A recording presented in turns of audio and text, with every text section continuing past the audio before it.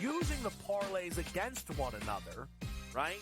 And being able to get a little bit of juice consig, I found to be a little interesting. Believe me, all the rhombuses and parallelograms are constantly trying to search and find out those things every day. It's one of the battles that you know, as you expand the menu, you encounter new battles.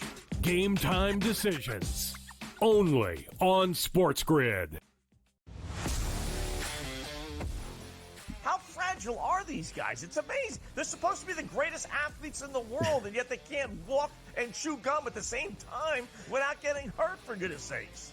That Trout injury really is a bummer, too, because people thought he was going to have a big year. And I look, I don't feel bad for the Angels. I don't like Mike Trout in Anaheim. I thought he should have left when his contract was up. In-game live, prime time, only on SportsGrid. Your gut says Miami is going to win, and you should take the over. Your gut also said your NFT selfies would only go up in value. They didn't. But your head is on SportsGrid and knows the QB is in concussion protocol. The backup has a 45 QBR against the zone coverage. The New York D has the most sacks in the league. So yeah, trust your head. It's smarter to be on SportsGrid. The Warriors learn some of that split action that they run offensively and bring it to your own team. Folks, the name is Kenny Atkinson. Every time there is a job with a young core that needs to take the next step, I always think of Kenny Atkinson. Only on SportsGrid.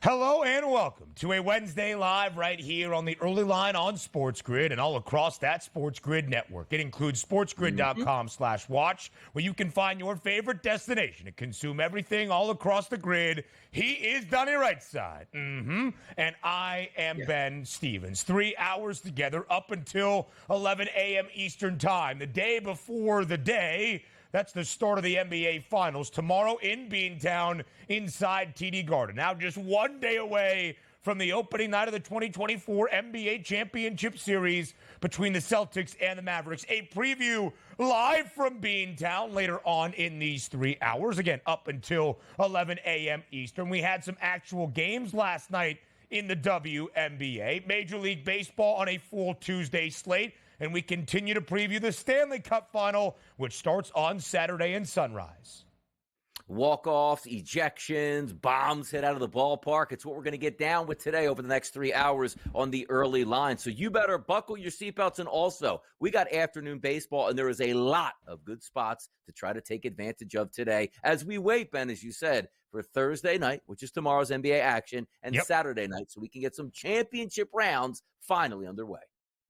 Those finals are going to start to return, and that postseason optimism will come back as well. But DRS, we start with our headlines around the sports landscape from our guy at FanDuel TV and The Athletic, Shams Charania. The Los Angeles Lakers are closing in, or at least the actual words were, quote, zeroing in on hiring J.J. Redick as their new head coach. Not made official yet by the Los Angeles Lakers by any means, but J.J. Redick, former NBA player, former Duke superstar in college basketball, currently working in media for ESPN and hosts a podcast with LeBron James, is very, very close to being named the next head man of the Los Angeles Lakers.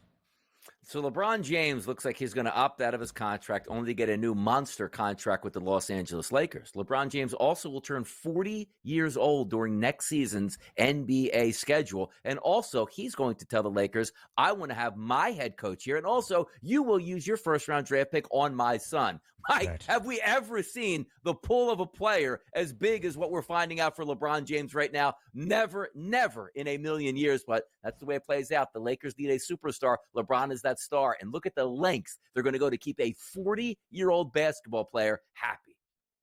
Not just a superstar player, but an owner, it would seem, in Los Angeles as well. The list of demands by LeBron James is a long one, but it seems as though LA is willing to fulfill all of those wishes. We will see what J.J. Redick does, who does not have any head coaching experience, be above the youth basketball level, a high basketball intellect, as has been on display in his post-playing days in media.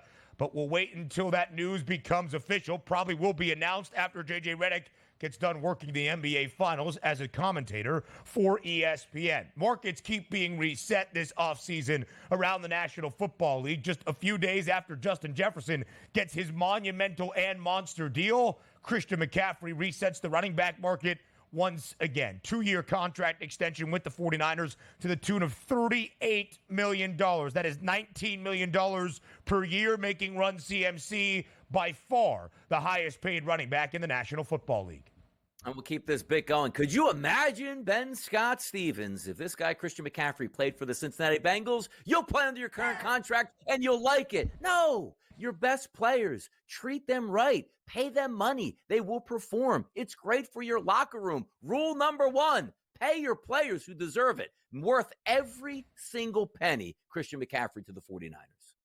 It is a reward, but more than that, more than just paying your guys for getting you there, you keep them in-house and you make them the cornerstone in the face of your franchise for continued success. San Francisco, despite falling in Super Bowl 58, is the favorite to win Super Bowl 59 entering this 2024 NFL campaign. Major League Baseball, what a week it has been in sports betting for MLB, has closed its investigation into Shohei Ohtani after his former translator, Ippei Mizuhara, pled guilty to the charges of theft and fraud that involved Shohei Ohtani yesterday. They couldn't close this chapter fast enough. There is nobody sweep around. A man admitted he stole all that money. Do we have to snoop around any further? Absolutely not. Shut the books. Let's get back to baseball. It's the only move Major League Baseball was going to do.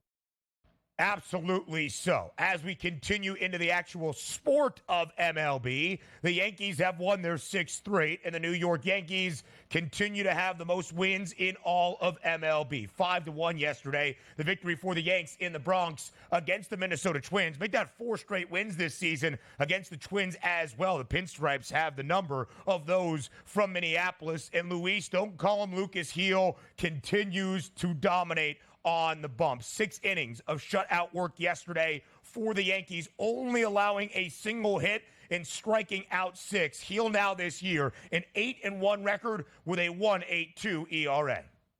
We talked about cranking that soldier boy yesterday. How about this, BSS? You took a look at Stanton. Home run, 2 RBI. Aaron Judge, who I thought would get a home run, but still got 2 RBI. The engines in the middle of that lineup providing 4 combined RBI. The Yankees are really good. If you're going to get pitching like you're getting from Heel right now, and we're probably going to add back the best pitcher in Major League Baseball based upon last year if he's healthy, and that's Garrett Cole, as Ben said, this team is one to watch out for. By far to me right now, love those Orioles, I really do, but by far to me right now, the Yankees are the class of the AL.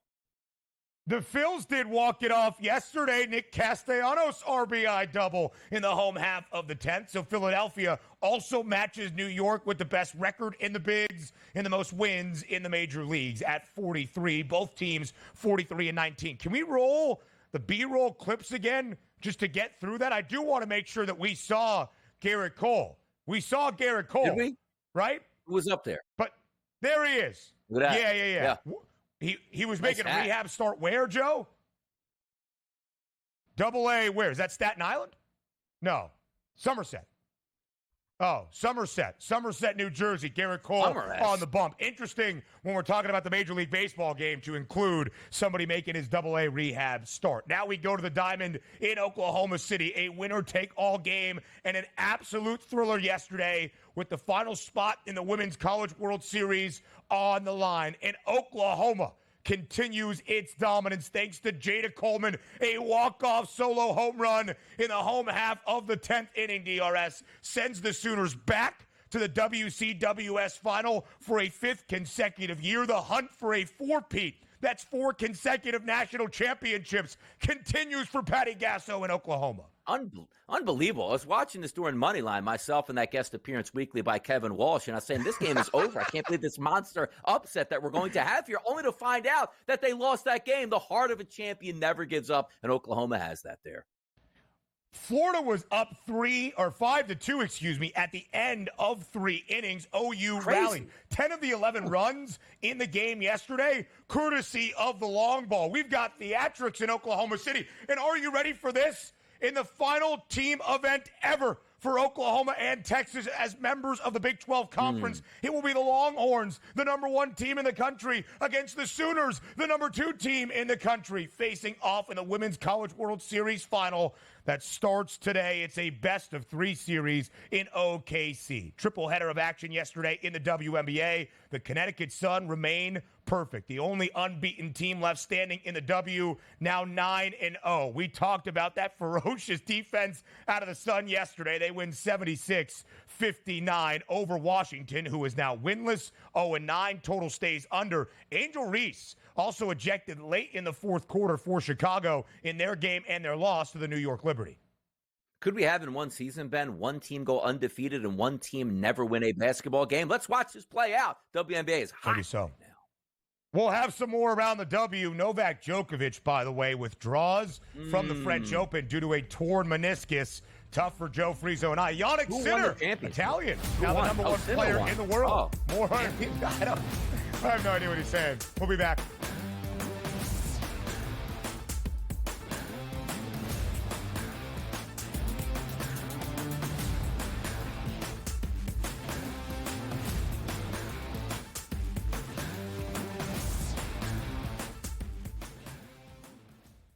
Anyone that's been to a sporting event, the atmosphere before a game, I think Game Time Decisions has that same exact atmosphere. This is our arena.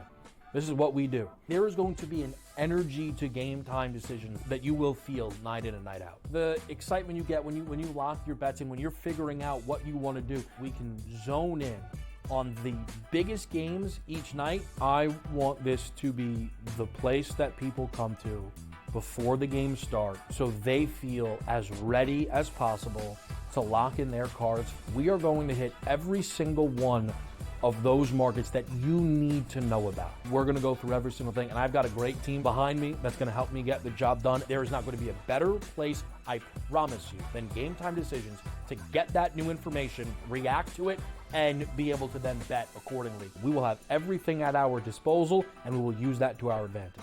I'm Kevin Walsh. Tune into Game Time Decisions from 6 to 8 p.m. Eastern on SportsGrid. It's smarter to be on SportsGrid, your 24/7 sports wagering network. The early line. Magical and historic season in Lincoln, Nebraska continues. He is the best player in the NBA, but also in the biggest moments where the national media is watching. Newswire. Something that we have never seen happen before with one of the iconic coaches in the game. Pharrell, coast to coast. The team covers. It's automatic. It's every time. Not sometimes. It's every time. Game Time Decisions. Luka is actually far more dangerous from 3 on the road this year than at home. This game here tonight, you may want to consider taking as many points as humanly possible. In-game live, prime time. We got not 1, but 2 coaches fired systems in place. Sports Rage this Late sort of Night. has letdown written all over it. It's going to be hard to match the emotion that they played with the other night. It's smarter to be on SportsGrid.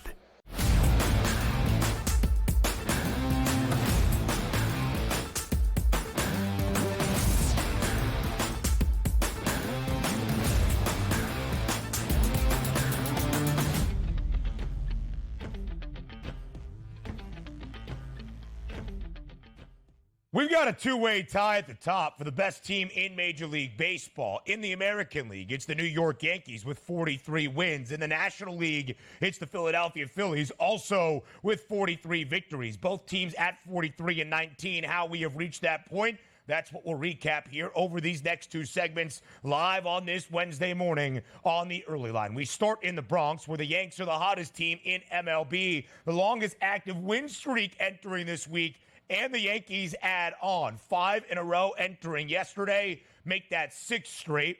Just overall where they are in this season, in 4 consecutive wins this year over the Minnesota Twins. The Yankees have had the Twins numbers the past few MLB campaigns. 5-1, the victory for the Pinstripes yesterday. They easily win as a -178 home money line favorite. Total of 7.5 stays under. What more could you want out of New York at this point? 2-run double by Aaron Judge, 2 more RBIs, 2-run home run out of Giancarlo Stanton and Luis Gil, 8-1 this year, now with a 1.82 ERA after 6 innings of one-hit baseball and more scoreless work.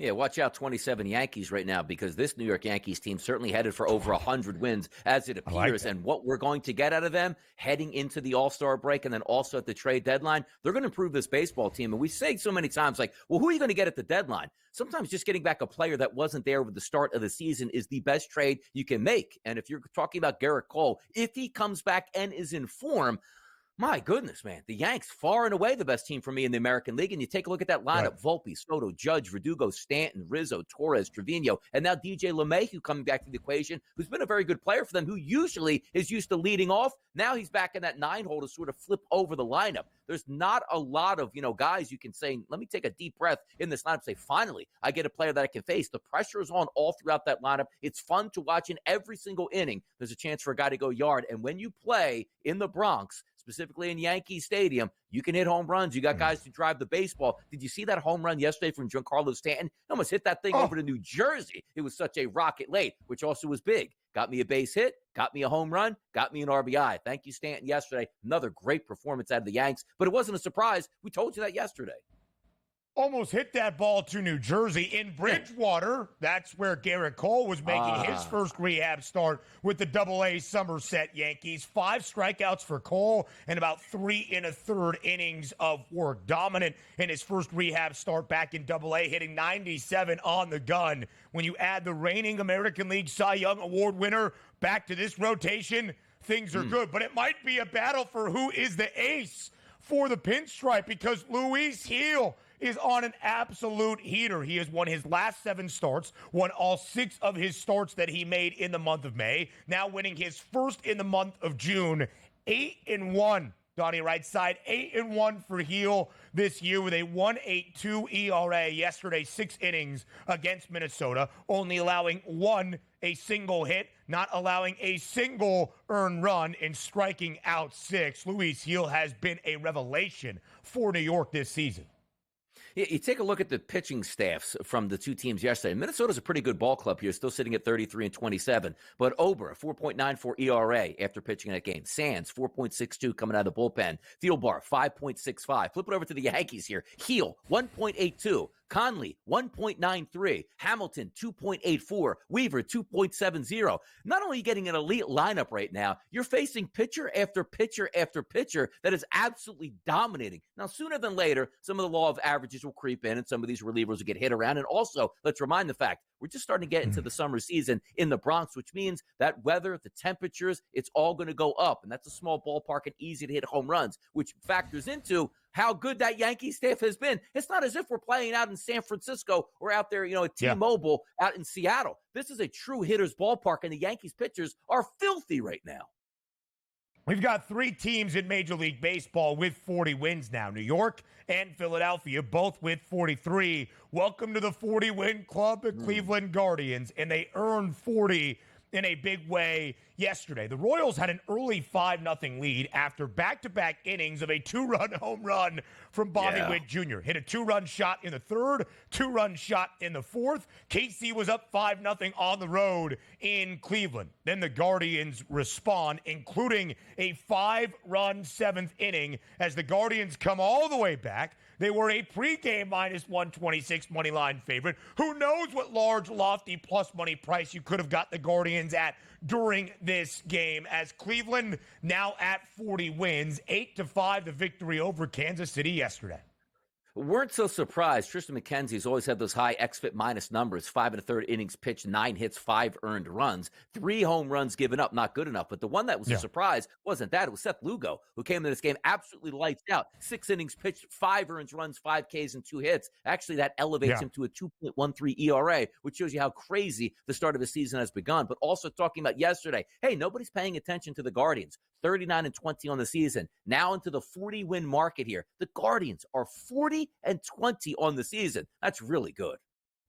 Really, really good. Cleveland now 5-game advantage in the American League Central over these Royals. And it's not like, hey, Cleveland's 40 wins and everybody else is below 500. 4 of the 5 teams in the American League Central have a winning record above 500. And then the worst team in baseball is there, the White Sox, who have now dropped 12 in a row, as we'll talk about in just a little bit. But the Baltimore Orioles, also darn good. A 10-1 victory yesterday on the road for a second straight day up in Toronto. Baltimore was a minus 178 road money line favorite with Corbin Burns on the bump, and he was great. But on a Dinger Tuesday, welcome to the show, Ryan Mountcastle. 2 home runs yesterday, 5 RBIs. Huge win for Baltimore as the O's go into Toronto and take 2 straight against their divisional foes.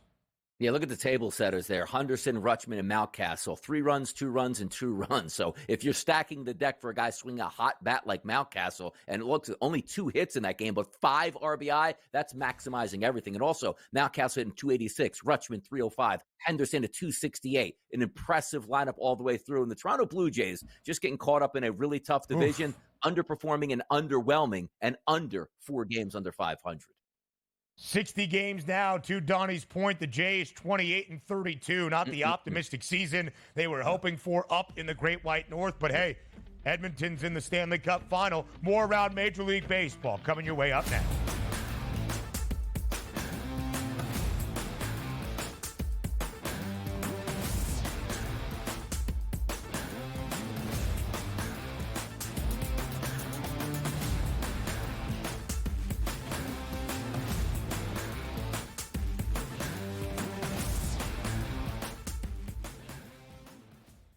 Anyone that's been to a sporting event, the atmosphere before a game, I think Game Time Decisions has that same exact atmosphere.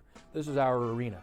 This is what we do. There is going to be an energy to Game Time Decisions that you will feel night in and night out. The excitement you get when you lock your bets in, when you're figuring out what you want to do, we can zone in on the biggest games each night. I want this to be the place that people come to before the game starts so they feel as ready as possible to lock in their cards. We are going to hit every single one of those markets that you need to know about. We're going to go through every single thing, and I've got a great team behind me that's going to help me get the job done. There is not going to be a better place, I promise you, than Game Time Decisions to get that new information, react to it, and be able to then bet accordingly. We will have everything at our disposal, and we will use that to our advantage.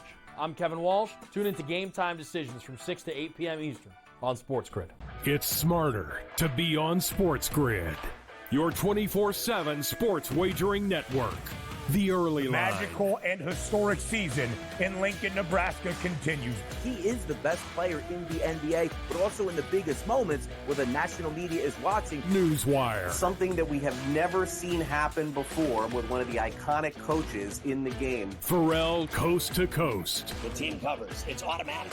It's every time. Not sometimes. It's every time. Game Time Decisions. Luka is actually far more dangerous from 3 on the road this year than at home. This game here tonight You may want to consider taking as many points as humanly possible. In-game live, prime time. We got not one, but two coaches fired systems in place. Sports Rage This Late sort of Night. has letdown written all over it. It's going to be hard to match the emotion that they played with the other night. It's smarter to be on Sports Grid.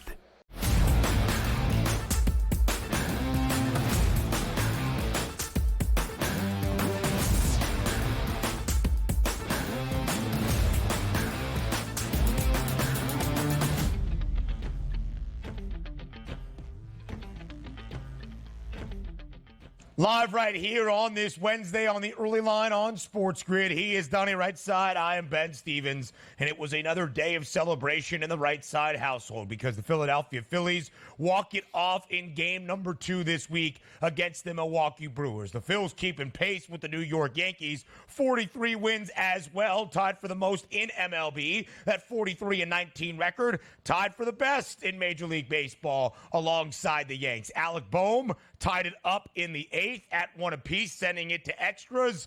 And Nick Castellanos, the RBI double to walk it off for Philadelphia. 2-1 victory for the Fightins at home in the bank.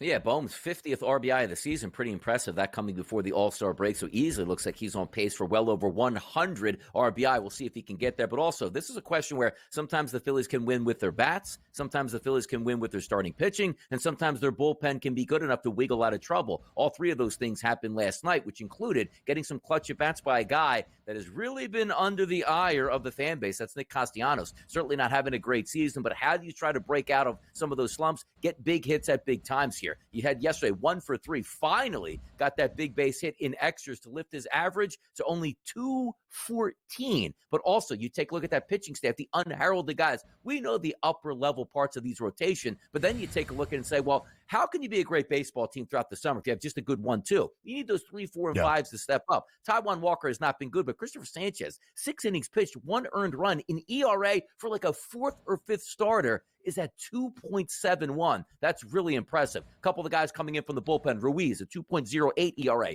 Kerkering, 1.27. Matt Strom, who's been phenomenal, a 0.72, which includes giving up a couple hits here and wiggling out of that extra inning magic that you thought the Milwaukee Brewers were going to get. And then C. Anthony Dominguez comes in, shuts it down, even though his ERA at 5.14, trying to straighten that out. Good win for the Philadelphia Phillies. And by the way, they have been struggling in some extra inning outings. It's good to see them pick up a W there after struggling for the past couple games with not scoring in the 10th inning. So the Brew Crew had won 5 straight before this midweek series against Philadelphia. Now they have dropped the first 2. Still 11 games above 500, 36 and 25. Still the only team in the National League Central that has a winning record. But nobody has a better record in the National League than Philadelphia. Again, 43 and 19 for the Phillies, tied for the best in baseball alongside the Yankees. Now we go to Boston, where it was a great start to this year for Cutter Crawford as a member of the Red Sox. But since the start, it's been not so great. On the other side, Max Fried, sensational yesterday for Atlanta. 13 strikeouts for the Braves as Atlanta goes on the road as a hefty road favorite in Fenway and wins 8-3 over Boston. Yeah, we had a little bit leaking oil there now. Taking a look at Crawford, 3.51 ERA, getting hit around just a little bit. And also, this is a lineup for the Braves that hasn't shown the propensity to hit too many pitchers around. They played 8 runs yesterday, but the theme on this one was, why would you like the Atlanta Braves? Just take out the, lineups for both sides here. You just looked at Fried on the season. He's having a good run. 7 innings pitched yesterday, 2 earned runs, 13 strikeouts, lowering his ERA now, Ben, to under 3 to 2.93. The Braves, as we said, are a good baseball team. Do I think they can win the pennant? I don't. But they're not going away. They will make the playoffs because that is a sound organization from top to bottom here. Even if those bats aren't swinging, they finally got hot last night. That's another victory and another road victory for the Braves, now 15-12 on the season. We'll see where they go for the rest of the summer, but they are formidable opponents for anybody in the National League, and they showed that once again last night. Ozzie Albies, Orlando Arcia, both going deep yesterday at Fenway, but still a 7-game distinction. Philly in front, Atlanta in second in the National League East. A minus 300 number yesterday in favor of the Chicago Cubs in the Battle of the Windy City against the White Sox. Inside the friendly confines, Shota Imanaga on the bump. That should be enough against the worst team in baseball, but the Sox entered on an 11-game losing skid. That seemed like it was going to come to a close. They had a 5-0 lead early before the Cubbies rally, and the Cubbies win 7-6. Imanaga, an interesting stat line, did give up 5 runs, or I should say 5 runs were scored while he was on the bump, but only one of those earned early against the White Sox. So the Cubs now this year 10-2 in the starts that Imanaga has made. Yeah, we saw that number yesterday at over a -300 price and said that's ridiculous because Imanaga wasn't actually coming off a great start. He got bombed away. And in this one, runs scored 5. So technically, he got bombed on, didn't get much help from his defense. But that just goes to show you how big the White Sox are. 5-0 lead, no big deal. Yeah, we took the loss. 15-46 on the season. That's embarrassing. 9-2, by the way, for Chicago when Imanaga gets a start. Luis Robert back yesterday for Chicago as well. Homered in his return. And still the White Sox have lost 12 in a row. NFL contract news up next.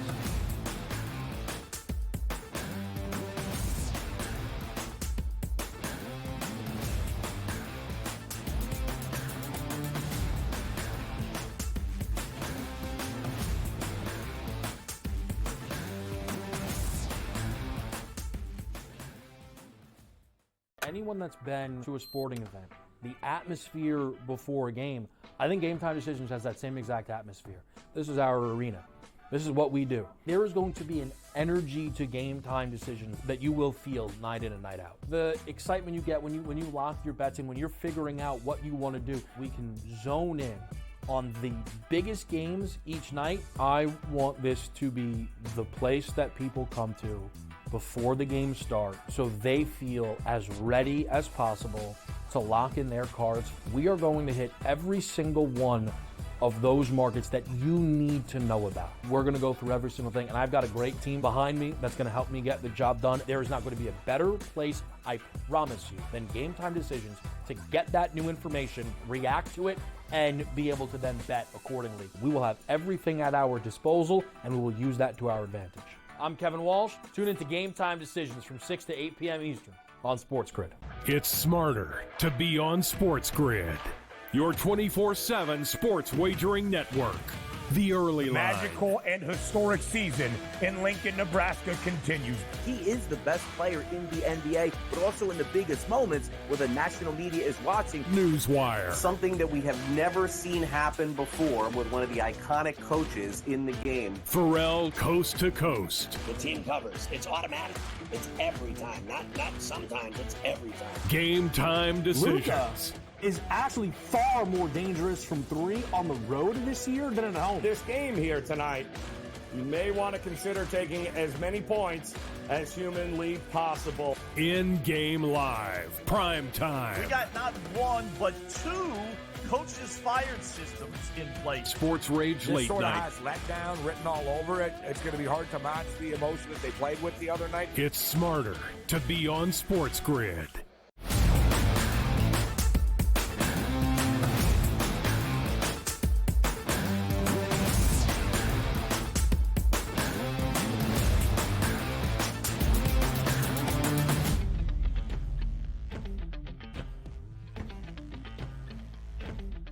What a week it has been for big money deals and contract extensions in the National Football League during the offseason. That's how things often happen. When you have a reason to be on a practice field when the guys are back together, that's what leads to deals getting done. Mandatory minicamp going around this week in the National Football League. And yesterday, another market is reset. Not to the tune of $35 million per year, but hey, close to 20 for a running back, but not really just a running back. Christian McCaffrey, Mr. Do-It-All. 2-year, $38 million contract extension with the San Francisco 49ers. That's $19 million per year, making him once again the highest paid running back in the National Football League. In fact, the only running back in the NFL, DRS, that makes north of $15 million, and that's $19 million on an annual average basis. And he absolutely is worth it, and good for him. And if we go back, a year and a half, 2 years, when that trade went down between the Carolina Panthers and the San Francisco 49ers, the amount of idiots out there, they're like, oh, man, best part of this trade is that Carolina got rid of a running back and they got some draft stock. What a terrible trade for the 49ers.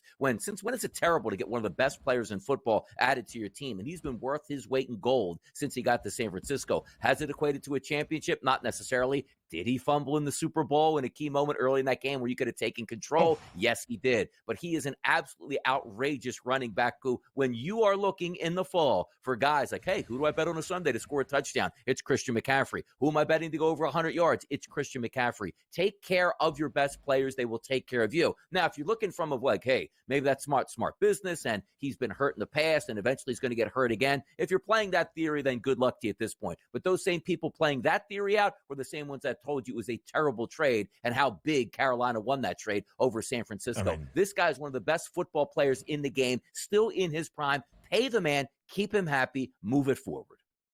It's all about value, right? You're not going to pay Christian McCaffrey quarterback numbers. He's not going to make $45 million a year. Nobody is getting to 40, at least at this current stage, that is a non-quarterback around the National Football League. And it's still only $19 million, but for a running back, it is worth the investment into Christian McCaffrey because he's not just somebody that can run the football. He does everything with the football. Look at these numbers. I mean, truly look at the numbers in the 27 games he has played with the 49ers since being traded for midway through the 2022 NFL campaign. More than 2,200 rushing yards, more than 1,000 receiving yards, 31 total touchdowns. It included a 17-game streak of finding pay dirt as well, tying a record set back in the mid-60s in the National Football League. As Donnie said, as he shared yesterday on social media, yes, he is the highest paid running back in the National Football League, but he is worth every single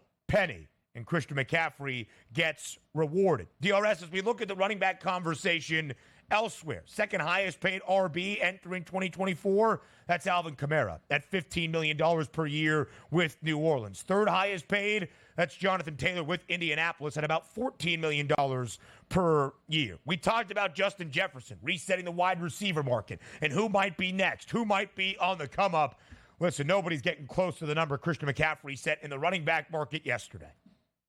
No, they're not. And by the way, what a great offseason, or should I say a last calendar year for running backs, where they were so down in the dumps where they were having phone calls between each other in the offseason to try to see how they can actually get paid. And they were considering, remember that? What happens if all the running backs strike because they want to tell how important they are to the ownership groups? It was wild conversation, but now you're seeing the value of a lot of those running backs here coming up in the future. And they should be paid because if you are a dominant playmaker that can separate yourself and be an improvement on the field over your backup, when it's clear that Christian McCaffrey is that improvement. Do you remember also Kyle Shanahan when Christian McCaffrey came? I was like, you know what? I would love a 50-50 backfield split between myself and maybe Elijah Mitchell out there. And we said, well, that sounds kind of crazy. And then all of a sudden McCaffrey's getting every single play, even if it was hobbling off of the field. They're using him in the right way here. He's a phenomenal player, and you are in the strike zone to win a Super Bowl for San Francisco. That's why you're paying him now. Keep the band back together for another year or two and make a run at this thing.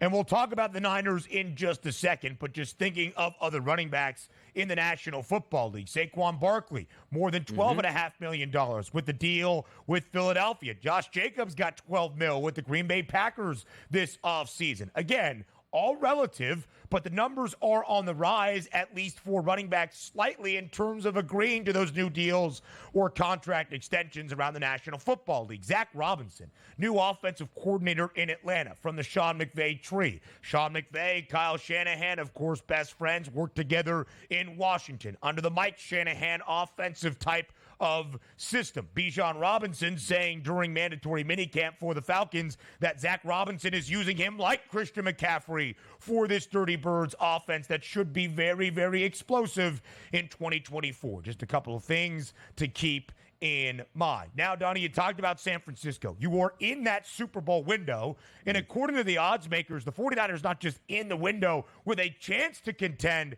even in front of the Kansas City Chiefs by 50 cents are the San Francisco 49ers as your Super Bowl 59 favorites, plus 550. Read what the title of the graphic says. I think it's the perfect question. Is this the year the 49ers finally win a Lombardi trophy? Well, is Patrick Mahomes going to be healthy for 17 games in the playoffs? Then no, it's not the San Francisco 49ers year. Okay. You know when was their year actually, Ben? It was last year. That was their year, and they blew it on the biggest stage yesterday. They're much more talented and better overall than the Kansas City Chiefs. We know what the Kansas City Chiefs had? Yeah, they had Patrick Mahomes at quarterback. So I can't sit up here and say the talent on San Francisco is there to win a Super Bowl. Should they be up in the top 3 or 4 as favorites? Absolutely. But until they show me in the biggest environments that they can win, I certainly can't back them at this point. Also, they do have a tough schedule. You know, Warren Sharp, who comes on the network quite a bit here with us, talks about, you know, some of those rest disadvantages that you do have. And the 49ers have one of those rest disadvantage years. And also in the NFL, when you're a really good football team like the San Francisco 49ers are, it's not a crapshoot next year on your schedule. They legitimately put you behind the 8 ball and give you the best schedule that you can possibly get because parity is what is key in the NFL. It's hard to get back to the Super Bowl. It's even harder to get back to the Super Bowl when you lost the Super Bowl last year. And also, as we talk about players like Christian McCaffrey, you will suffer injuries throughout the season, which McCaffrey had a calf injury late, but was lucky enough that the Eagles imploded where they didn't have to play him down the stretch in games that would have actually meant something so they can clinch that number 1 overall seed. A lot went right for the Niners last year, and they didn't get it done. So I'm going to bet against them this year. And I'm not betting against them having a bad season, like under 500. I just don't think they're going to win the Super Bowl. 11.5 is the win total for the 49ers. They're greater than a $3 favorite to make the playoffs. You can probably cash both of those tickets, maybe even cash them winning the NFC West as the divisional champs. Once again, it's nearly a $2 minus money price. Second best price in the NFC, by the way, to win that conference crown is Detroit at 6-1. That means San Francisco is more than half of everybody else, all the other 15 clubs in the NFC. The odds makers have loved San Francisco. The 49ers were booked as a favorite in all 20 games, including Super Bowl 58 against the Chiefs last February in Las Vegas. That will be the same level of expectation for the Niners this year. And Donnie, I think you put it well. You're not maybe expecting San Francisco to not be there at the end of the race. In fact, the 49ers have played in the NFC Championship game 4 of the past 5 years. And it's not the same thing because they have been there a few other times. But the Niners last won a Super Bowl championship in 1994. Now, 3 decades ago. They have reached the NFC title game 8 different times since 1994, played in 3 Super Bowls, and they have yet to win another Super Bowl championship. I say it's not the same thing. I was referring to the Dallas Cowboys, those superstars and power teams during the 1990s. The Cowboys haven't even been to a conference championship game since 1995 in that last Lombardi Trophy, but it has been a while for this San Francisco organization from being a Super Bowl champ.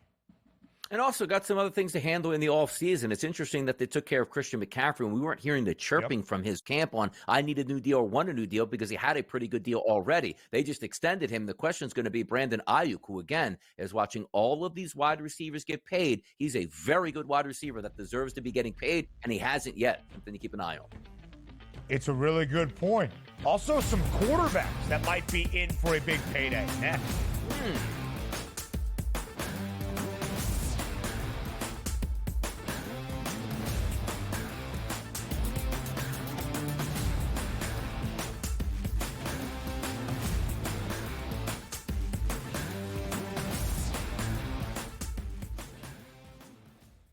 Anyone that's been to a sporting event, the atmosphere before a game, I think Game Time Decisions has that same exact atmosphere. This is our arena. This is what we do. There is going to be an energy to Game Time Decisions that you will feel night in and night out. The excitement you get when you lock your bets in, when you're figuring out what you want to do, we can zone in on the biggest games each night. I want this to be the place that people come to before the games start so they feel as ready as possible to lock in their cards. We are going to hit every single one of those markets that you need to know about. We're going to go through every single thing, and I've got a great team behind me that's going to help me get the job done. There is not going to be a better place, I promise you, than Game Time Decisions to get that new information, react to it, and be able to then bet accordingly. We will have everything at our disposal, and we will use that to our advantage. I'm Kevin Walsh. Tune into Game Time Decisions from 6 to 8 p.m. Eastern on SportsGrid. It's smarter to be on SportsGrid, your 24/7 sports wagering network. The Early Line. Magical and historic season in Lincoln, Nebraska continues. He is the best player in the NBA, but also in the biggest moments where the national media is watching. Newswire. Something that we have never seen happen before with one of the iconic coaches in the game. Pharrell, Coast to Coast. The team covers. It's automatic. It's every time. Not sometimes. It's every time. Game time decisions. Luka is actually far more dangerous from three on the road this year than at home. This game here tonight, you may want to consider taking as many points as humanly possible. In-game live. Prime time. We got not one, but two coaches fired systems in place. Sports Rage This Late sort of Night. has letdown written all over it. It's going to be hard to match the emotion that they played with the other night. It's smarter to be on Sports Grid.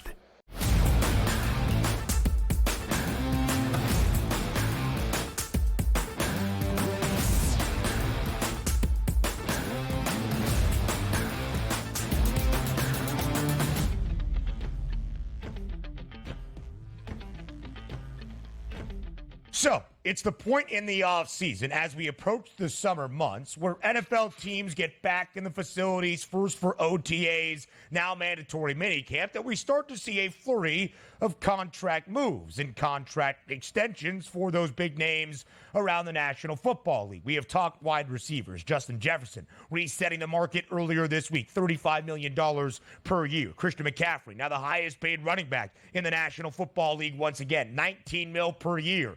You want numbers that are even more astronomical than that?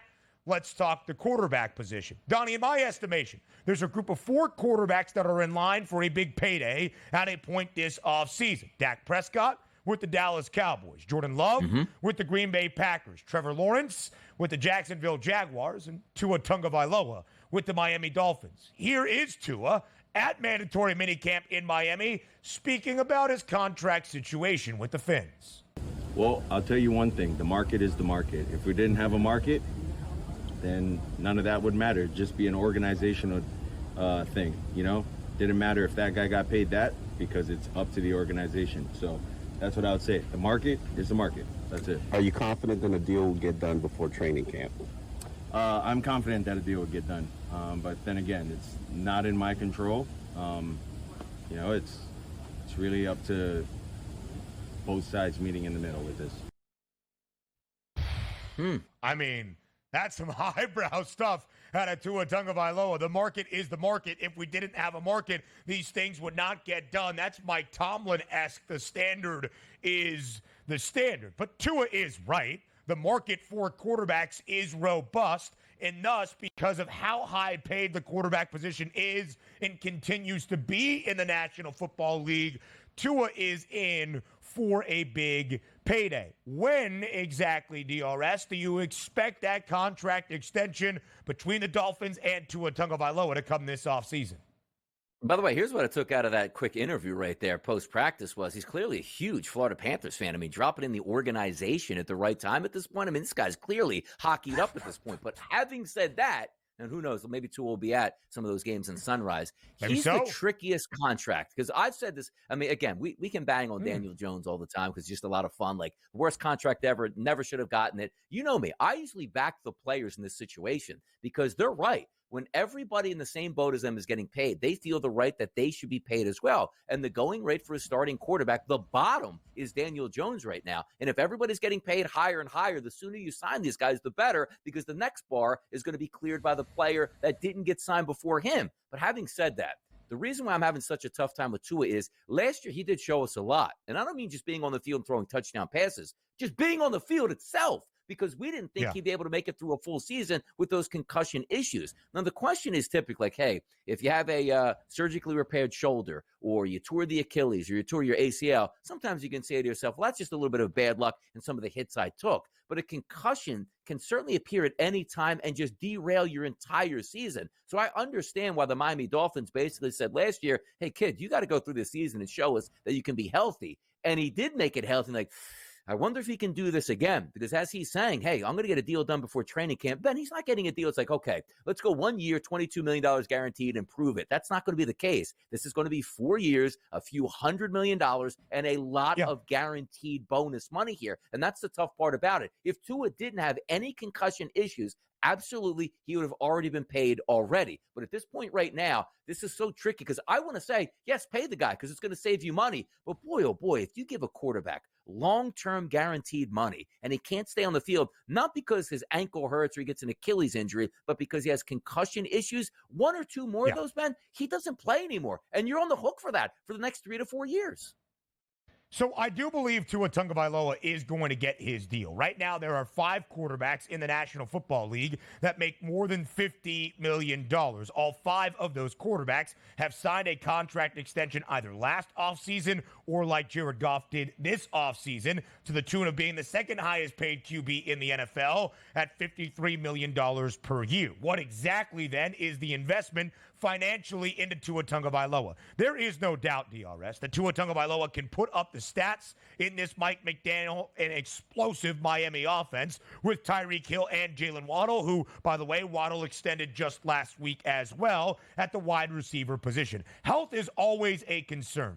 And you might be saying, well, what about Joe Burrow, who got paid a big contract extension last year, missed most of his rookie campaign, has dealt with injuries throughout his NFL career? You're correct. But head injury is still the biggest uncertainty that we know in all of sports, especially in the National Football League. It is an extra layer beyond like, hey, this guy's got the bum knee that we hope he can have off-season surgery and come back. Last year, Tua fully healthy and looked fantastic.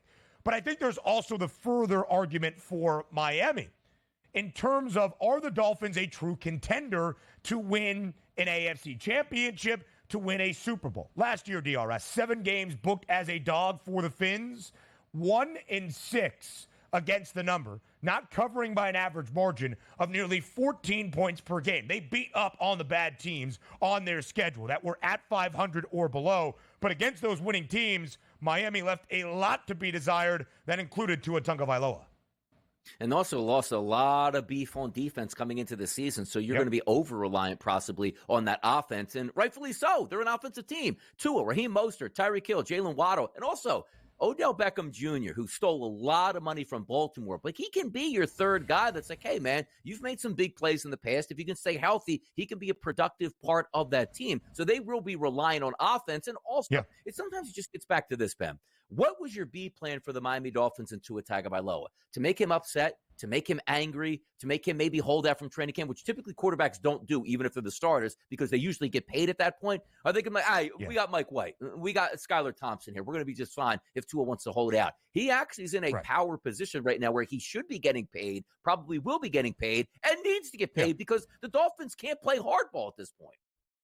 The Dolphins' win total for this season, 9.5. The over has the juice. They are favored to make the postseason at -138 in a competitive AFC. The AFC East, with a healthy Aaron Rodgers, should be more competitive this year as well. Again, the 5 quarterbacks that make $50 million plus in the NFL: Joe Burrow, Jared Goff, Justin Herbert, Lamar Jackson, Jalen Hurts. Does Tua Tagovailoa etch his name in the $50 million club? That's what we will see. More around MLB in a weird week in sports betting next.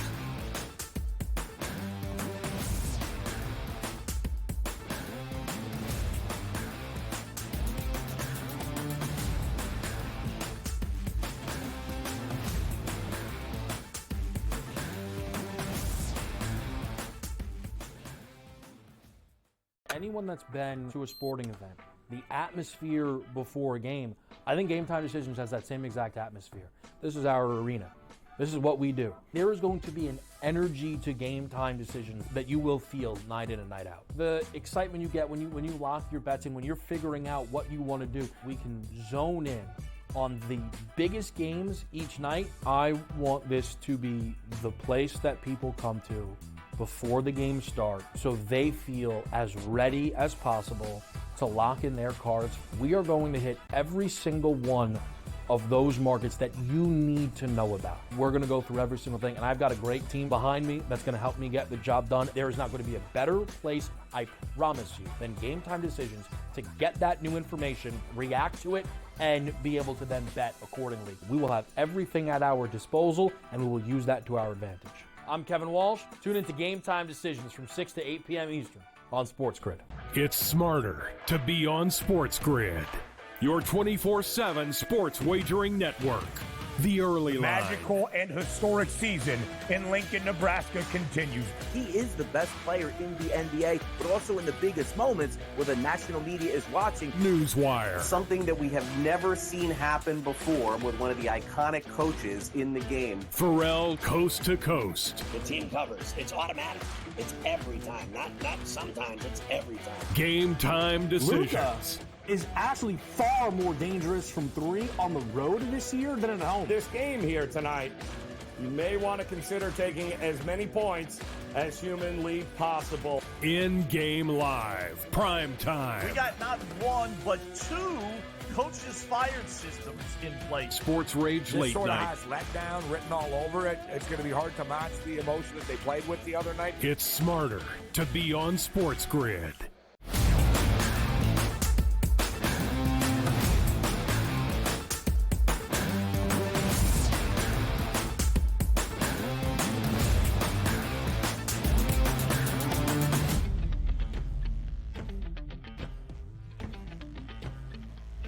It's been an interesting week around Major League Baseball in terms of sports betting violations. We brought you the news yesterday that Tucupita Mercado, who currently, or I guess used to play for the San Diego Padres, but last year with the Pittsburgh Pirates, has now been banned for life by Major League Baseball for betting on games that involved the Pirates last season. So he has been banned. Donnie, a lot of the numbers came out from the investigation by MLB into Mercado's betting around MLB. He bet $150K on baseball in total, more than $87,000 on Major League Baseball, averaged about $378 per bet. We never shame unit size, but this is where things get tough. He had 25 bets on Pirates games, and he only won 4.3% of those bets. Not exactly a profitable style if you are going to be banned then from your lifetime profession in Major League Baseball. If we ever miss on MLB bets, if Donnie has a cold day on the RBI props, at least you're not getting your betting advice from Tucupita Mercado. Yeah, reinstate the guy. I mean, he apparently was doing no damage to the game by winning 4% of his wagers. So really, what was the big deal? And also, apparently, if he played for the Pirates and bet 25 times and never won, he was probably betting on his team to win baseball games because Pittsburgh barely wins any baseball games, seemingly, over the past decade or so. But having said that, too, you can't have this. But the people out there that say, like, well, now that gambling is legalized, this has to be accepted. Nonsense here. That's the stupidest thing we've ever heard. Because then you could say, like, in mergers and acquisitions where guys can just trade inside information and it's fine because betting is legal out here. Stop the madness out here. It doesn't make any sense. Like, you can actively play in the stock market, but you're not supposed to do anything with insider trading. Same thing here with the players who are on the team that can hear that information. And also for the people out there that are still on that Pete Rose stump, you should let him back in. He only bet on his team. Do you actually believe Pete Rose actually bet on his team? Absolutely not. Pete Rose probably bet against his team every single day, being the manager and actively trying to sabotage that lineup on a day-to-day basis. Because when you're talking about throwing games, it's very easy to say, hey, if I'm a basketball player, we'll win the game. I'll make sure I go 17 of 17 from the three-point line. You know you can't do that, but you know what you can do, Ben? You can go 17 from the three-point line and make sure you don't make any of those shots. You can't bet on the game. I don't care how – well, I watch the game, Ben, and every commercial break there's a, FanDuel account up here or certain different sports books that are popping up on my screen. These guys should be able to bet. It's the cart. You go in the basement and go, look, the only thing you can't do here is you just can't bet on the game. You're going to have a wonderful career. You're going to make a lot of money. Just don't do that. The minute you retire, bet every single baseball game on the card until you die at that point. You just can't do it. Stop the man this year. He can't bet on baseball. He was supposed to get banned, and he did. That's the way it's supposed to work.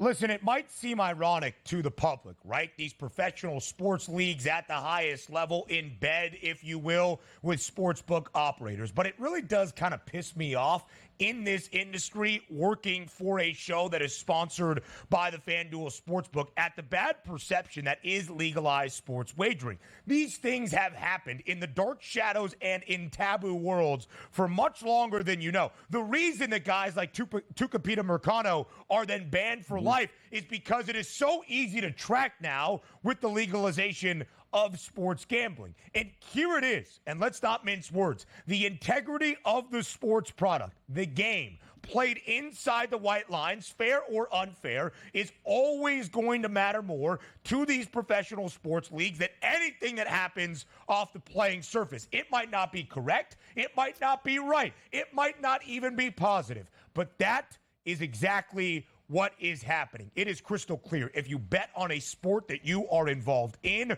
while you are a player in said sport, you are going to face severe punishment. Now, elsewhere around the sports betting landscape in MLB, of course, Shohei Ohtani's former translator and interpreter Ippei Mizuhara pled guilty yesterday to bank and tax fraud charges during a change of plea hearing in federal court yesterday morning. Now, because of it, Major League Baseball has closed its investigation into Shohei Ohtani. Yeah, deep breath by Major League Baseball, because this would have been the scandal of all scandals, certainly akin to what we saw in the 80s and 90s with Pete Rose when he was getting banned, one of the biggest stars on something we haven't seen in a long time. This is the biggest star in Major League Baseball and maybe one of the biggest stars in the entire planet here. You like the fact that it looks like it was on the interpreter, but I do think other people were involved here. But if you're Major League Baseball, you're not sending any star reports out here to get down to the nitty-gritty on what exactly happened and who was betting on the game. You're like, yep. Handled our business, away with it, and Shohei Ohtani, welcome back to Major League Baseball. Get after it. MLB considers Shohei Ohtani a victim of fraud, and this matter has been closed. That was the quote from MLB. Hour 2 is up next. It's the day before the 2024 NBA Finals.